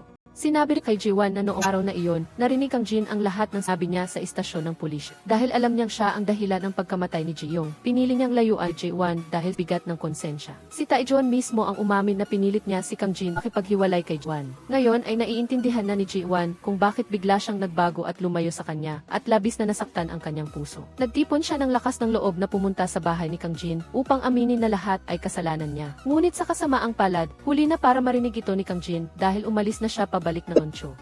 Sa tulay kung saan nagsimula ang trahedya sa pita nilang dalawa, hindi pa rin makalimutan ni Kang Jin ang nangyari noong araw na iyon at linaw pa rin ito sa kanyang Noong panang iyon, nagpa siya si Jae-won na malik sa bahay na hindi niya napuntahan sa loob ng 8 taon. Nang manginig kamay ng kanyang ama ay hindi na makawak ng karayom, pinalitan siya ni Jae-won sa pakupuncture sa pasyente. Kahit na hindi niya sinabi kung sino siya, sa kiramdam ng isang ama, laman ni Ha-ji-young na ito ang anak na babae na 8 taon na niyang hinakikita. Niyakap niya ng mahigpit si Jae-won at umiyak sa tuwa, pagkatapos ay lumingon siya at sinabi sa kanyang asawa, "Akin, nakabalik na Jae-won." Labis na ikinatuwa ni Seo Young-suk kaya tumakbo siya palabas at umiyak. Dahan-dahang inilagay ni Jae-won ang pamalo sa harap ng kanyang ina para parusahan siya dahil sa pag-alis ng walang paam sa loob ng maraming taon. Kahit na pinapalo niya si Jae-won, masaya na rin ang kanyang ina na nakabalik na siya. At sa wakas, nagkayakap sila sa isang masayang pagkikita. Nang gabing iyon, dumaan si Jae-won sa tea shop ni Cha. Ngunit hindi niya naasahan na makikita niya si Kang Jin dito. Nang makita niya si Jae-won, agad siyang lumabas. Ngunit hindi suko si Jae-won at patuloy na hinabol si Kang Jin o humingi tawad. Taimtim na sinabi ni Jae-won kay Kang Jin,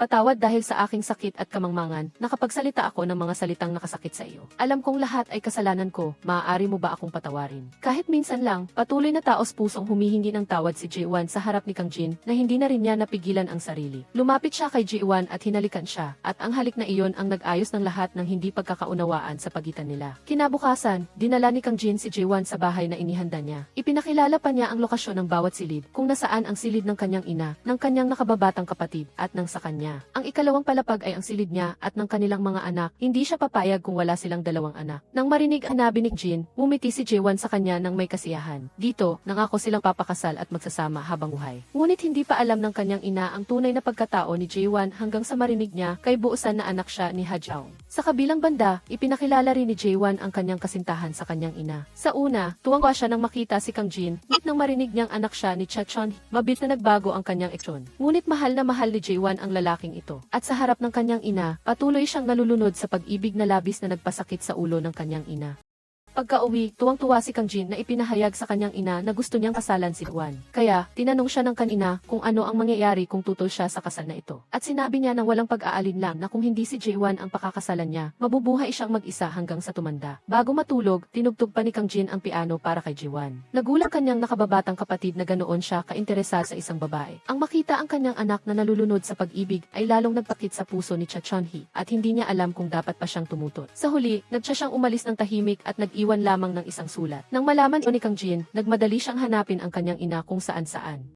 Bigla, habang papasok si Cha-chon-hee sa kotse, lumitaw si Han Ji-young at hinikayat siyang umalis sila ng magkasama kinabukasan. Dahil alam niya na mayroon na lamang siyang limitadong oras, gusto niyang makasama si Cha-chon-hee kahit sandali lang. Nakita ni Kang Jin na niyakap nila ang isa nang may matinding pagnanasa at hindi siya makapaniwala sa kanyang nakita. Ngunit hindi lamang siya ang nagulat, pati na rin si Jae-won. Kahit na nakita siya ni Han Ji-young, tuwiran niya pa ring hinila si Cha-chon-hee paalis na nagdulot kay Jae-won na tuluyang bumagsak. Hindi siya makapaniwala na nagawa iyon ng kanyang ama at umiyak siya sa sakit. Alam ni Kang Jin na walang saysay ang anumang sasabihin niya, kaya nanatili na lamang siya sa tabi ni Jae-won at sinuotan siya ng isa pang kumot. Nang gabing iyon, ibinigay ng kanyang ama ang lahat ng kanyang mga aklat medisina kay Jae-won. At sinabi ni Jae-won na gusto niyang ipakilala ang isang mahalagang tao sa kanya kinabukasan. Samantala, sa gitna ng kanyang magulong damdamin, sabi ni Jin ang masasakit na sita sa kanyang ina. Sa lahat ng mga lalaki sa mundo, bakit pinili mo ang isang may pamilya na? Nababaliw ka na ba? Mahigpit na tutol si Kang Jin na sumama ang kanyang ina kay Han Ji-young. Gayunpaman, sinabi ng kanyang ina sa kanya na ano ba ang masama kung gusto niyang makasama taong mahal niya.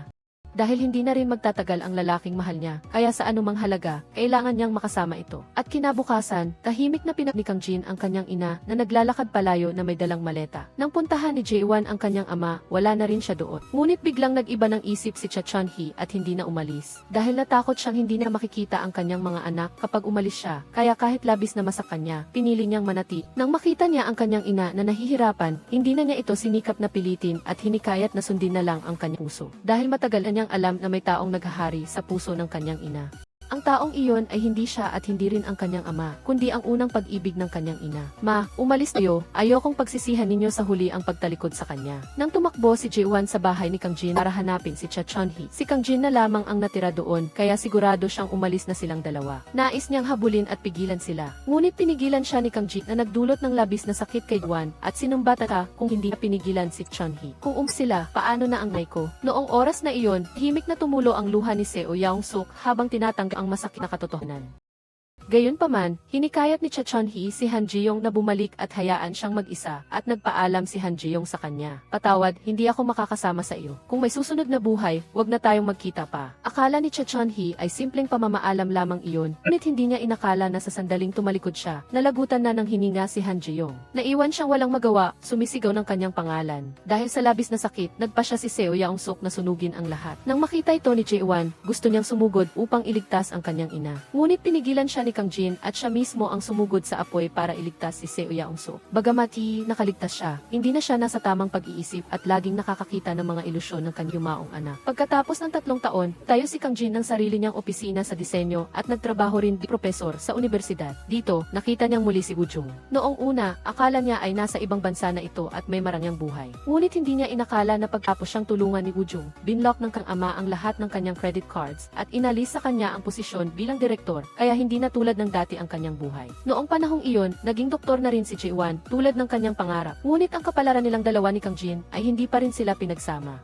Dahil upang tulungan ang ina ni Jae-won na wala sa tamang pag-iisip, nagpanggap si Kang Jin na ito ay ang kanyang namatay na anak at ngayon ay makakasama niya lamang si Jae-won bilang isang nakatatandang kapatid. Dahil nang magising si Seo Yaung-suk, tinawag niya si Kang Jin sa pangalang Ji-yong at niyakap siya ng mahigpit. Nang makita niya na patuloy na tinatawag ng kanyang ina ang kanyang kasintahan sa pangalan ng kanyang kapatid, hindi ito matanggap ni Jae-won at sinubukan niyang sabihin sa kanya na hindi iyon si Ji-yong. Gayunpaman, dahil sa sobrang stress, bumagsak ang kanyang ina sa harap ni Kang Jin. Ngunit taimtim pa rin siyang nagsabi sa kanya, pakiusap, wag mo akong iwan. Anak ko, ang imahe na iyon ay nagpaalala sa kanya ng kanyang sariling ina. Kaya ayaw na niyang may isa pang tao na magdusa tulad ng kanyang ina, kaya tinanggap ni Kang Jin na maging anak ni Seo Yaung-suk. Ngayon ay magkapatid na sila ni Jae-won, kaya ang bawat yakap o anumang matalik na kilos ay dapat gawin ng palihim. Noong araw na iyon, nagdaos ang kanyang ina ng isang salo-salo para ipagdiwang si Ji-yong, ngunit hindi makaramdam ng saya si Jae-won. Nang makatulog na ang kanyang ina, lumapit siya sa harapan nito at sinabi ang nilalaman ng kanyang puso. Palagi kong ipinagdarasal na sana ay gumaling na kayo, para sa wakas ay makama ko na ng buo ang lalaking mahal ko. Maraming beses na ring iminungkahi ni Jae-won na tumakas silang dalawa, ngunit palaging tinatanggihan to ni Kang Jin.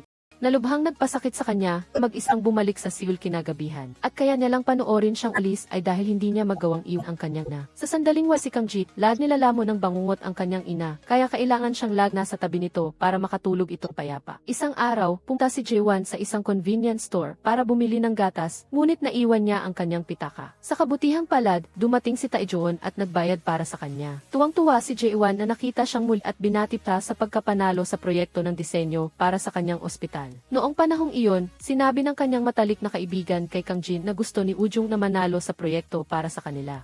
Ay nakipagkita sa isang dating kliyente na nanliligaw sa kanya noon. Nang dumating si Kang Jin, lasing na si Woo Jung kaya agad niya itong dinala pa uwi. Sinabihan niya ang kanyang ina na alagaan ang babae na nagpataka sa kanyang ina tungkol sa relasyon ng dalawa. Ngunit sinabi ni Kang Jin na wala silang relasyon at nagpapasalamat lang siya kay Woo Jung dahil tinulungan siya nitong makuha ang proyekto. Pagkaalis ni Cha Chon-hee, nagpatuloy siya sa pagtitinda ng kape at nagkataon na naging regular na customer niya si Tae-joon. Dumating siya ngayon para hilingin sa kanya na mag-deliver isang bag para sa kanya at binigyan pa siya ng toasted bread para may makain si Cha Chon-hee at mainitan ang kanyang tiyan. Pagkatapos ay nagdala siya ng maraming pagkain para kay Ji-won dahil alam niyang duty siya kinagabihan.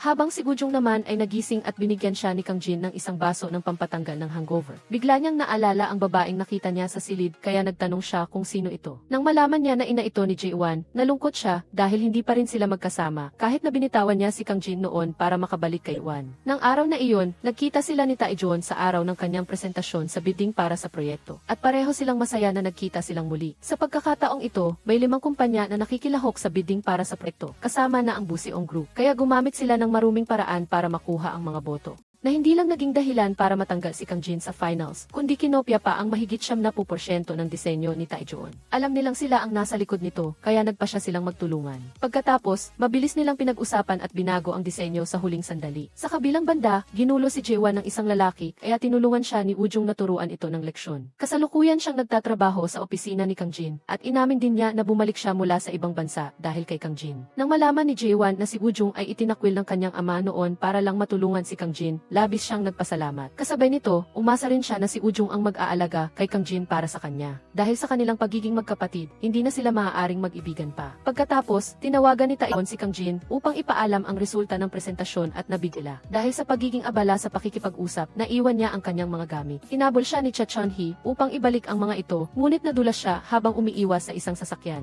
Narinig sa telepono ang ingay, ngunit sa kasamaang palad ay hindi ito namalaya ni Kang Jin na boss ng kanyang ina. Pagkatapos ay dinala ni Taejon si Cha Chon-hee sa ostal kung saan nagtatrabaho si Jae-won, kaya nakilala niya ang tao sa harap niya na si Cha Chon-hee. Ngunit sa kabila ng paulit-ulit na pagtawag kay Kang Jin, hindi niya sinasagot ang telepono, kaya lumapit siya sa harapan ni Cha Chon-hee upang makilala siya. Tinawagan si Kang Jin muli na ikinatakot niya at gusto niyang tumigil si Jae-won. Ngunit tumingin sa kanya si Jae-won at tinanong si Kang Jin, bakit mahal na mahal natin ang isa't isa, ngunit hindi na magkasama? Sino ang may kasalanan sa lahat ng ito? Sa huli, pinili niyang patayin ang tawag ng hindi naghihintay ng sagot mula kay Kang Jin. Naintindihan ni Cha Chon-hee na ang pag-alis nila ni Han Ji-young ang dahilan kaya naging ganito ang lahat, kaya labis siyang naghihirap at patuloy na humihingi ng tawad kay Jae-won. Ngunit sinabi ni Jae-won na hindi niya siya mapapatawad. Sa labas, nagmaneho na si Kang Jin patungo sa ospital, ngunit nag-aatubili siyang pumasok. At kahit na tahimik na umalis si Cha Chon-hee ng gabing iyon, hindi pa rin niya ito nakita. Nang mapansin ni Jae-won na wala si Cha Chon-hee, nagmadali siyang hanapin ito at nakita niya si Kang Jin na nagmamaneho palayo imbes na makipagkita sa kanya. Sa bahay, naging maganda ang pakikitungo ni Seo Young-suk kay Do-jong at hiniling sa kanya na gumawa ng dumplings kasama siya. Nang malaman niyang ulila na si Do-jong, lalo siyang naawa dito at gusto pa nga siyang maging manugang. Sa panahong iyon, humingi tulong si Jae-won kay Taejon para mahanap ang address ni Cha Chon-hee. Nahanap nila ang bahay sa tulong ng isang malapit na tindera. Ngunit gusto ni Jae-won na pumasok ng mag-isa at pinauwi na sa Taejon. Nang makita ni Cha Chon-hee si Jae-won sa pinto, gusto na niya itong tanggihan, ngunit ginamit Jae-won ang dahilan na kailangan niya itong suriin para makapasok sa bahay.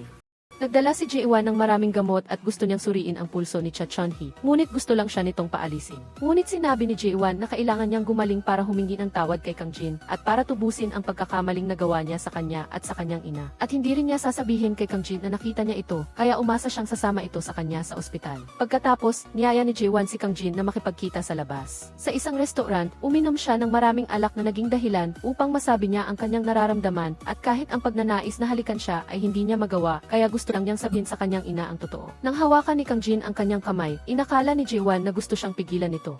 Ngunit hindi niya inaasahan na sinabi nitong hayaan siyang gawin ang anumang gusto niya. Kaya, walang pag-aalinlangan na hinila niya si Jae-won pauwi, na ikinagulat ng lahat. Sa harap ng kanyang ina, hinawakan niya ang kamay ni Jae-won at sinabi sa kanya, kami ay nagmamahalan, kaya simula, hindi na kami matatago. Sana ay payagan niyo kaming magkasama. Nagulat ang kanyang ina sa narinig, at hiniling niya kay Kang Jin na tumigil, ngunit handa na itong sihin na hindi siya kanyang anak na si Young. Nanginig si Jae-won at mabilis na pinigilan si Kang Jin, ngunit hindi na kinaya ng kanyang ina ang pagkabigla at nawala ng malay. Nang dumating ang doktor para suriin siya, sinabihan niya ang dalawa na huwag gumawa ng anumang bagay na makakabigla sa kanyang ina. At hayaan siyang bumalik sa kanyang alaala ng natural. Sa kabilang banda, nalaman ni Buusan ang silid ng ina, ngunit dahil galit siya do.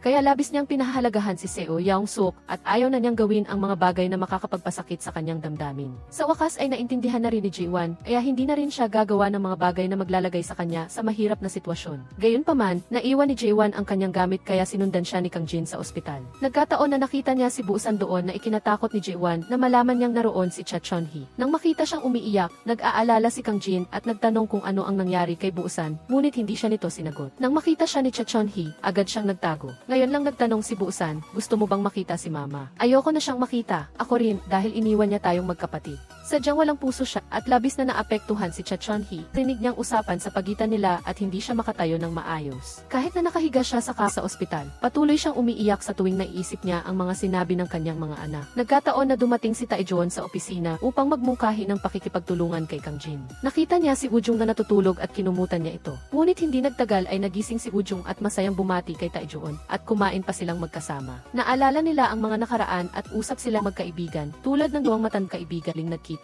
At nang maramdaman ni Woo-jung ang lamig, pinili ni Taejon na bigyan siya ng kumot na naramdaman ni Woo-jung na labis na nagpainit. Nang araw na iyon, nang lalabas na si Cha Chon-hee sa ospital, pumunta si Woo-jung sa ospital, ngunit nag-atubili siyang pumasok upang makita ang kanyang ina at sa huli ay pinili pa rin niyang umalis. Pagkatapos, sinadya niyang pumunta sa universidad upang hanapin si Kang Jin. Ngunit hindi niya inaasahan na makikita niya ang eksena kung saan malapit sila ni Seo Yaong-sok tulad ng mag-ina. Ang imahe na iyon ay lubos na nagpasakit sa kanya dahil hindi niya kayang makasama ng buo ang kanyang anak. Kailangan niyang lihim na panoorin ito habang tinatawag niya ang ibang babae na mama. Nang makaalis si Kang Jin, lumapit siya kay Seo Yaong-sok at tinanong siya, naaalala mo pa ba kung sino ako? Elye on nath gizag sa ting vit sang ting Tagalog event tidet di lun no mo sen ise. Sehin mi doy and disam ise. Iye esting ha, ident stem i kiday do.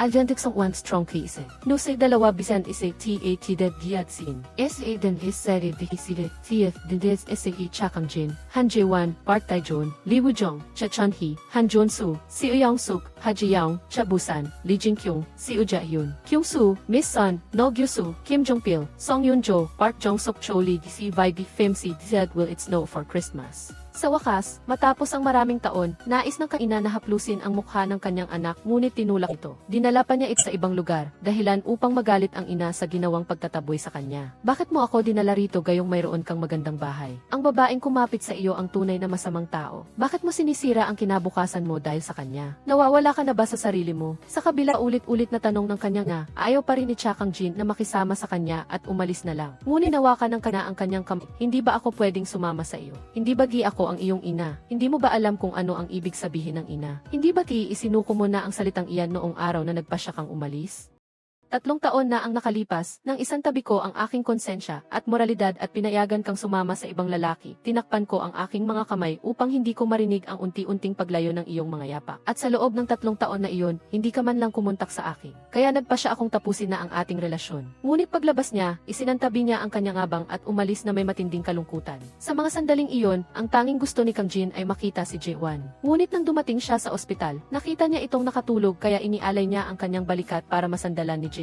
Nang magising si Jae-won, agad niyang napansin na may dinaramdam si Kang Jin, kaya tinanong niya ito kung may problema ba siya. Pero hindi pa rin niya masabi ang dahilan at piniling umalis na lang. Kinabukasan, bumalik si Cha Kang Jin para hanapin ang kanyang ina, ngunit wala na ito roon. Kaya nagmamadali siyang pumunta sa kanyang tiyahin para magtanong kung nasaan ang kanyang ina. Ngunit nagalit ang kanyang tiyahin at sinabi niya mismo sa ospital na ayaw na niyang makita ang kanyang ina, na labis na ikinasakit ng damdamin ni Cha Chon-hee, kaya bakit pa niya ito hahanapin ngayon? Nang marinig niyang na ospital ang kanyang ina, kinabahan si Kang Jin at nagtanong kung anong sakit nito, ngunit sinabi ng kanyang tiyahin na magtanong na lang siya ay Han Jae-won. Noon, pumunta si Han Jae-won sa lugar kung saan nagtitinda si Cha Chon-hee at pigilan siya na magtrabaho sa ganitong panahon dahil magbabalik ang kanyang sakit. Ngunit kung hindi siya magtatrabaho, paano siya mabubuhay? Kaya tinanong niya si Han Jae-won kung kaya ba niya siyang buhayin.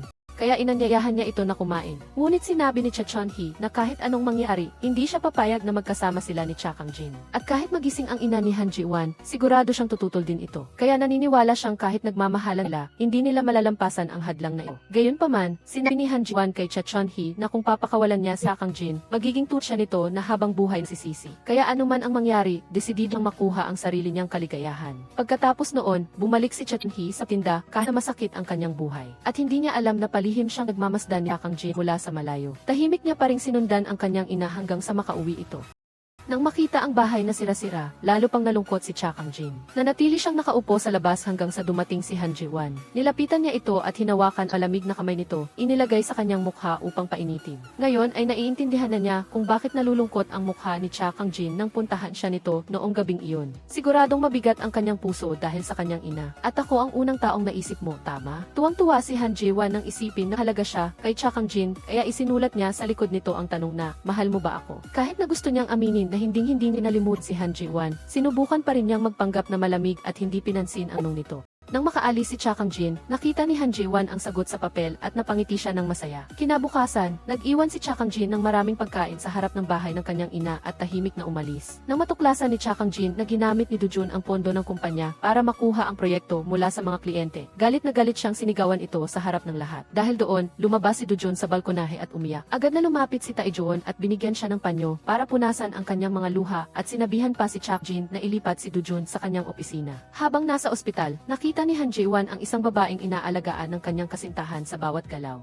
Kaya habang kumakain sila ni Cha Kang-jin, nagpanggap siyang masakit ang kamay niya at hindi makakuha ng pagkain para tingnan kung ano ang magiging reaksyon nito. Inakala niyang susubuan siya ni Cha Kang-jin, ngunit inilagay lang nito ang tinidor sa kanyang kamay na labis niyang ikinadismaya. At habang nasa aklatan, nakalimutan ni Han Ji-won na balot ng benda ang kanyang braso at ginamit niya ito para ituro ang isang libro. Dahil dito, nabunyag ang kanyang pagpapanggap kaya nagkatinginan sila ng naguguluhan. Sinabi niya na nagmamalasakit pa rin si Cha Kang-jin sa kanya. At dahil sa mga pagkain na inilagay sa harap ng kanilang bahay, naniwala siyang naaalala pa rin siya ni Cha Kang-jin, kaya pumunta siya roon nang makita niya si Cha Chon-hee. Halata sa mukha ni Lee Jin-kyung ang pagkadismaya, ngunit kinailangan pa rin niyang patuluyin ang babae ito matapos tingnan ang silid ng kanyang anak. Gusto sanang plansahin ni Cha Chon-hee ang meet ni Cha Kang-jin at hindi siya pinayagan ni Lee Jin-kyung kaya pinalayas niya si Cha Chon-hee at nabihan pa itong umalis na agad bago pa bumalik ang asawa ko. Sa pagkakataong ito, sinabi ni Cha Chon-hee na matagal nang patay si Han Joon-soo at dapat na siyang magising sa katotohanan. Ang mga bata ay matagal dahil sa atin. Nagmamakaawa ako sa iyo, hayaan mo na sila. Patuloy na nagmamakaawa si Cha Chon-hee habang nagdadasal para kay Jin-kyung. Ngunit hindi niya kinaya ang pagkabigla at nawalan siya ng malay. Nang makatanggap siya ng tawag, agad na umuwi si Cha Kang-jin at Han Ji-won, ngunit wawala si Lee Jin-kyung kaya nag-alala siya at hinanap ito sa kung saan. Natagpuan ni Lee Jin-kyung ang litrato ng pamilya sa drawer ni Cha Kang-jin at naalaala niya ang buong katotohanan at bumalik ang kanyang alaala. Dahil hindi niya makita ang kanyang ina, labis na nalungkot at sinisi ni Cha Kang-jin ang kanyang sarili. Ipinagtanggol siya ni Han Ji-won, "Huwag kang mag-alala, hindi natin ito kasalanan. Hindi mo kasalanan ang pagkamatay ng kapatid mo, sadyang maraming hindi inaasahang bagay na nangyayari sa buhay." Ang mga salitang iyon ay hindi sinasadyang narinig ni Lee Jin-kyung at nalaman niya ang katotohanan sa pagkamatay ng kanyang anak. Kaya naging napakalamig niya sa pag-aalala ni Cha Kang-jin, kahit na tinatawag pa rin siya nitong ina. Nang makita ang kakaibang kilos ni Lee Jin-kyung, nagkatinginan sina Cha Kang-jin at Han Ji-won. Pagbalik sa kanyang silid, naaalala pa rin ni Lee Jin-kyung ang sinabi ni Cha Kang-jin na nagde-date sila ni Han Ji-won. Ang pagkakasangkot ni Cha Kang-jin sa pagkamatay ni Han Ji-won ay isang pagkabigla na hindi niya matanggap kaya napahawak siya sa kanyang ulo sa sobrang sakit. Pagkatapos nito, hinatid ni Cha Kang-jin si Han Ji-won pauwi. Habang nasa kotse, sinubukan ni Han Ji-won na magpatawa upang sumaya si Cha Kang-jin at humingi ng pahintulot na hawakan ang kamay nito. Kahit sinabi ni Cha Kang-jin na hindi nakakatawa ang kanyang mga biro, iniabot pa rin niya ang kanyang kamay upang hawakan ang kamay ni Han Ji-won. Nang araw na iyon, pumunta si Park Tae-joon sa bahay ni Lee Woo-jung upang sunduin ito papunta sa trabaho. Nag-alok siyang balikan si Lee Woo-jung ngunit tinanggihan pa rin siya nito. Hindi sinasadyang natapon ni Lee Jin-kyung ang juice sa laptop ni Cha Kang-jin na naging dahilan upang hindi na ma-recover ang data at malubhang naapektuhan ang proyektong katatapos pa lang nito. Hindi lang iyon, sinadya pa nitong pilitin si Cha Kang-jin na maghanap ng babaeng pakakasalan. Sinabi rin niyang ipapakasal niya ni Han Ji-won hindi na siya bata. Habang nasa ospital, narinig ni Han Ji-won na nagkabati na si Cha Bu-san at ang kanyang ina. Ngunit tahimik na nag-usap sina Cha Bu-an at Ha Ji-young sa harap niya at sinabing, napakalungkot na hindi na magkasundo si Cha Kang-jin at Cha Chon-hee at hindi na sila magkita kahit pamag na sila.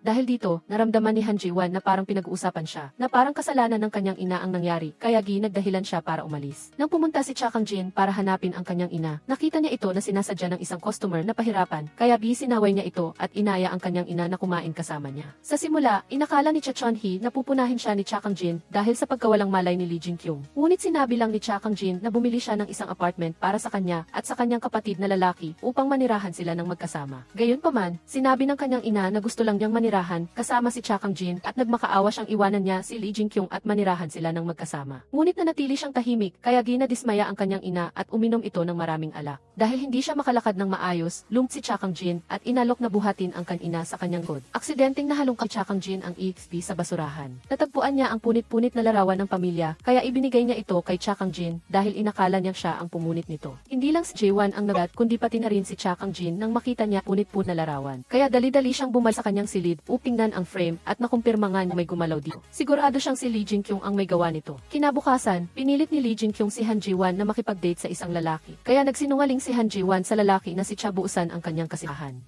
Nagulat ang lalaki at ang kanyang ina dahil sa ginawa ni Han Ji-won para tutulan ang blind date. Kasabay nito, dinalaw ni Cha Chon-hee ang kanyang anak. Nang mapansin niyang walang guwante si Cha Kang-jin, bumili siya ng peres para iregalo dito. Tuwang-tuwa si Cha Chon-hee nang makita niyang sinuot ito ni Cha Kang-jin na nangangahulugang tinanggap nito ang kanyang regalo. Ngunit habang hinahatid niya ang kanyang ina, nakasalubong nila si Lee Jin-kyung at Han Ji-won na naging dahilan upang maging awkward ang sitwasyon para sa lahat. Gayunpaman, sa hapunan, patuloy na nagtanong si Lee Jin-kyung tungkol sa anak ni Cha Chon-hee. At nang sabihin ni Cha Chon-hee na masyado siyang naging abala sa kanyang buhay, kaya napabayaan niya ang kanyang anak, sinabi pa ni Lee Jin-kyung, kung hindi pa yan naalagaan ang iyong anak, bakit mo pa sila ipinanganak? Kahit ang mga hayop, alam nilang alagaan ang kanilang mga anak. Hindi nila kailanman iniwan ang kanilang mga anak para lang mabuhay mag-isa. Ang mga satang ito ay diyang pinatungkol kay Cha Chon, kaya nagulat sina Han Ji-won at Chang Jin. Sinubukan ni Chang Jin na hawakan ang kamay ng kanyang ina para pakalmahin ito, ngunit hindi siya mapakali at tumayo na lang para umalis. Nang makita ni Lee In-kyung na gusto siyang sundan ni Cha Kang-jin, pinigilan niya ito at sinabing pagod na siya at gusto niyang ihatid siya sa kanyang silid. Kaya sinundan ni Han Ji-won si Cha Chon-hee para magsorry at sinabing hihintayin niya itong kunin ang susi at ihahatid siya pauwi. Ngunit nang bumalik si Han Ji-won, wala na si Cha Chon-hee. Kaya pumunta siya sa harap ng bahay ni Cha Chon-hee at naghintay hanggang sa makauwi ito. Sa kabilang dako, nakita ni Chang Jin ang mensahe mula Punerara na nagsasabing nalitan nila ang warrant ni Han Ji-won sa utos ni Lee In-kyung. Dahil dito, napagtanto niya na bumalik na ang alaala ng kanyang ina, ngunit nagpapanggap pa rin ito sa harap niya. Naalala niya ang mga dating kilos ng kanyang ina at napagtanto niyang loko siya. At ginamit pa siya para insultuhin ang sarili niyang ina. Sa dami na nangyari, hindi na kinaya ni Cha Chon-hee, kaya tinanong niya si Han Ji-won, kailan ko ba talaga makakasama si Cha Kang-jin? At sinabi ni Han Ji-won sa kanya, ngayon na lang po, ibaba ko siya sa inyo. Pagkatapos, agad siyang umuwi at inimpek ang lahat ng kanyang gamit para makapunta silang mag-ina sa ibang lugar para manirahan. Sa kabila ng pagpipigil ng kanyang ina, determinado pa rin si Han Ji-won na umalis. Alam niyang matagal nang nakatuon ang mata ng kanyang ina sa kanyang kapatid na lalaki, kaya sa sobrang emosyon, sinabi niya ang lahat ng nasa isip niya. Kung wala si Han Jong-soo, wala na rin po ba ang buhay ninyo? Anak niyo rin po ako. Sa sandaling iyon, dumating si Cha Kang-jin para pigilan siya at sinabing hayaan na lang siyang manirahan kasama ang kanyang ina. Kaya tinanong ni Han Ji-won ang kanyang ina kung sino sa kanila ni Cha Kang-jin ang pipiliin nito. At sa huli, pinili pa rin ng kanyang ina na manatili kay Cha Kang-jin, kaya wala na siyang magawa. Gustong tapusin ni Han Ji-won ang lahat para makabalik na si Cha Kang-jin sa kanyang ina. Ngunit nang kausapin niya ito, nanatili itong tahimik, kaya wala siyang nagawa kundi umalis. Napansin din ni Lee Woo-jung na bumalik ang alaala ni Lee Jin-kyung at sinabi niya ito kay Cha Kang-jin. Ngunit hindi ito inilantad ni Cha Kang-jin at patuloy pa rin siyang inaalagaan. Sa tuwing babanggitin ni Cha Kang-jin si Han Ji-won o kung sino paman, sasabihin pa rin ni Lee Jin-kyung na siya ang kanyang anak at hindi niya dapat iwanan ang kanyang ina anuman ang mangyari. Maingat na pinagmasdan ni Lee Woo-jung ang lahat ng nangyayari at sigurado siyang nagpapanggap lang si Lee Jin-kyung, kaya sinabi niya ang buong katotohanan kay Han Ji-won kasama na ang pagpapanggap ni Cha Kang-jin. Kahit hindi maintindihan ni Han Ji-won kung bakit ginagawa ito ni Cha Kang-jin, sigurado si Lee Woo-jung na sinasadya ni Lee Jin-kyung na pahirapan si Cha Kang-jin, kaya gusto niyang si Han Ji-won ang pumigil dito. Sa ngayon, nalaman na rin ni Lee Jin-kyung na alam na ni Cha Kang-jin ang katotohanan nang marinig niya mula sa punerarya na kumontak ito sa kanila. Pag-uwi ni Han Ji-won, nasaksihan niya ang pag-aaway ni Cha Kang-jin at ng kanyang matalik na kaibigan dahil tinatanggihan ni Cha Kang-jin ang pagkakataong magtrabaho sa China dahil gusto lang niyang manatili at alagaan ang kanyang ina. Sa nakita niyang sitwasyon, nawalan din ng kontrol si Han Ji-won at tinawag siyang tanga at tinanong kung bakit niya kailangang manahimik na lang at magdusa. Kung gusto mo lang na bumawi sa nangyari kay Han Ji-won, sobra-sobra na yan. Pero sinabi ni Cha Kang-jin kay Han Ji-won, hindi ako makaalis dito dahil sa'yo, hindi kita maiwan dito. Niyakap ni Cha Kang-jin si Han Ji-won, ngunit nagalit si Lee Jin-kyung at sinugod si Cha Kang-jin. Sinaktan at pinagmumura niya si Cha Kang-jin. Agad siyang pinigilan ni Han Ji-won, ngunit patuloy na sumisigaw si Lee Jin-kyung, ang nanay niya ang kumuha sa tatay mo. Ngayon, kinukuha niya naman ang kapatid mo, paano ko siya mapapatawad? Tinawag niyang tanga si Han Ji-won at pumasok sa kanyang silid. Gayunpaman, lumapit si Cha Kang-jin at lumuhod sa harap niya upang humingi ng tawad. Sinabi niya na gagawin niya ang lahat para mapatawad siya ni Lee Jin-kyung sa mga kasalanang nagawa ng kanyang pamilya. Nang tanungin ni Lee Jin-kyung si Cha Kang-jin kung kaya ba niyang iwanan si Han Ji-won, nagdusa siya at inamin na sa loob ng 3 taon, sinubukan niyang kalimutan ang kanyang nararamdaman para kay Han Ji-won, ngunit hindi niya ito nagawa. Maraming beses na gusto niyang isipin ang kanyang sarili at umalis kasama si Han Ji-won, ngunit nag-aalangan siya kapag naaalala niya ang kasalanan na nagawa ng kanyang ina kay Lee Jin-kyung. Kaya gusto niyang manatili rito para bumawi sa kanyang mga kasalanan at ang mga pagkain na niluto ni Lee Jin Jin-kyung ay nagbigay sa kanya ng tunay na pakiramdam ng isang pamilya. Nang marinig niya ito, tumulo ang luha ni Lee Jin-kyung at tinanggap niya ang pagpapatawad kay Cha Kang-jin. Ang huling kondisyon para maalis ang lahat ng galit ni Lee Jin-kyung ay dapat kalimutan ni Cha Kang-jin ang kanyang anak. Kahit gaano kasakit, kailangan niyang umalis. Nang makita niya si Han Ji-won, hindi niya ito mayakap muli. Nang gabing iyon, pinuntahan ni Han Ji-won si Cha Chon-hee dahil kailangan niya ng kasama sa pag-inom. Ang isang taong hindi umiinom tulad ni Han Ji-won ay uminom ng labis sa gabing iyon. Patuloy siyang nagsalita na hindi niya makalimutan ang pag-ibig niya para kay Cha Kang-jin at sa tuwing susubukan niya itong pigilan, lalo lang sumasakit ang kanyang puso. Nang makatulog si Han Ji-won, tinawagan ni Cha Chon-hee ang kanyang anak para sunduin siya at dinala niya ito sa pampang ng ilog. Dinala siya ni Cha Kang-jin sa pampang ng ilog kung saan maraming alaala ang kanilang nabuo upang gunitain ang nakaraan. Nang dumating oras ng pamamaalam, ayaw niyang paalisin si Cha Kang-jin dahil alam niyang hindi na ito babalik. Maaaring hindi nila magkahawak kamay o magkita pa. Niyakap na lang ni Cha Kang-jin si Han Ji-won sa huling pagkakataon at sinihan itong maging masaya. Lumipas ang isang taon, nagkabalikan na sina Park Tae-joon at Lee Woo-jung. Masayang namumuhay sina Cha Chon-hee at ang kanyang anak na lalaki at magkakaroon pa sila ng bagong miyembro sa pamilya dahil buntis ang kasintahan ni Cha Busan. Masaya ang lahat. Tanging sina Han Ji-won at Cha Kang-jin lang ang nagpapanggap na hindi magkakilala kahit na hindi sila tumigil sa pag-iisip sa isa't isa. Araw-araw, naririnig ni Lee Jin-kyung ang pag-iyak ni Han Ji-won sa gabi. Wala ring pinag-iba si Cha Kang-jin dahil hindi rin siya makapanggap na malakas pa. Ang mga eksenang iyon ay nagpasakit sa puso ng isang ina. Sa huli, pumayag si Cha Chon-hee na magkasama sina Han Ji-won at Cha Kang-jin kaya nakipagkita siya kay Lee Jin-kyung. Sinabi niya rito na aalis na si Cha Kang-jin at pupunta sa Middle East para magtrabaho at maaaring hindi na siya babalik sa Korea. Akala niya ay hindi mag-aala si Lee Jin-kyung sa balita na aalis na siya. Pero pag-uwi niya, napuno ang buong bahay ng masasayang alaala nilang dalawa. Ang ngiting mukha ni Cha Kang-jin na tinatawag siyang ina ay nakaukit na sa kanyang alaala. Bago umalis, bumalik si Cha Kang-jin sa mga lugar kung saan siya nirahan noong bata pa siya. Sa tulay kung saan nagsimula ang kanilang mapait na kapalaran, binitawan niya ang kwintas na pinakamahalaga sa kanya. Hayaan na lang itong lumubog sa ila ng ilo para ilibing ang masasayang alaala niya kay Han Ji-won. Akala ni Cha Kang-jin, hindi na niya makikita pa si Han Ji-won. Para lang ihatid ang mensahe mula sa inang inalagaan niya sa loob 3 taon para magkaroon silang ng isang halo-salo bago umalis si Cha Kang-jin. Upang magkasama si muli, kung saling bumalik ang oras, pipiliin pa rin Cha Kang-jin na mahalin ang babae ito. Kahit gaano kahirap ang landas na kanilang tatahakin, gusto pa rin makasama ito.